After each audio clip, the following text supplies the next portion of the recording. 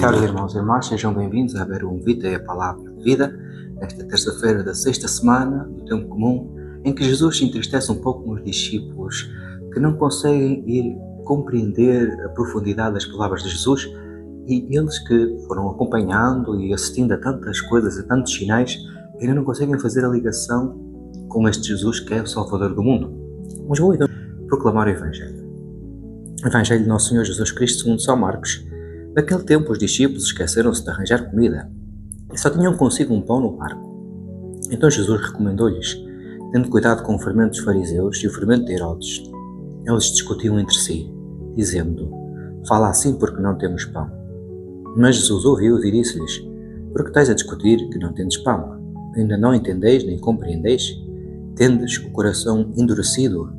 Tendes olhos e não vedes, ouvidos e não ouvis? Não vos lembrais quantos cestos de bocados recolhestes, quando eu parti os 5 pães para as 5.000 pessoas?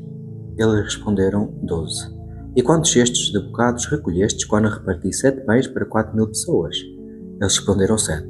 Disse-lhes então Jesus: não entendeis ainda? Palavra da salvação, glória a vós, Senhor.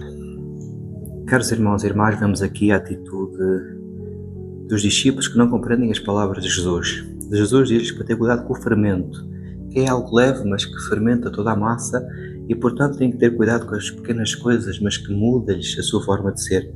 O fermento dos fariseus é o legalismo fechado, um legalismo cheio de regras e rúbricas que tem de seguir, e o fermento de Herodes é o poder mundano, e tanto um como o outro corrompem, cada um de forma diferente, mas corrompe a alma. Então Jesus fala-lhes de algo mais profundo. Eles pensam em algo banal, o mundano, ou seja, o pão. Falta o pão, mas apesar dos sinais que viram, como disse Jesus, não conseguiram compreender. Apesar da sua presença com Cristo, testemunhar tanta coisa, não são capazes de ir mais fundo na sabedoria de Deus. E Jesus diz-lhes: tendes o coração endurecido. Às vezes temos este coração endurecido que não permeia o Espírito que vem de Deus, não permite que entre a palavra. E Jesus diz: vede, não vês que eu fiz isto, fiz aquilo, e eles recordavam-se, porque recordar faz parte da vida cristã. Recordar o que Deus faz, recordar as tradições, recordar, digamos assim, aquilo que são os ensinamentos. E Jesus diz: não entendeis ainda? E é uma pergunta para os discípulos e para nós ainda hoje. Será que ainda não entendemos a palavra ao fim de tantos anos a escutá-la? E se calhar temos ainda dificuldade porque temos o coração endurecido. Procuremos ter antes um coração aberto para entender profundamente o que o Senhor nos ensina.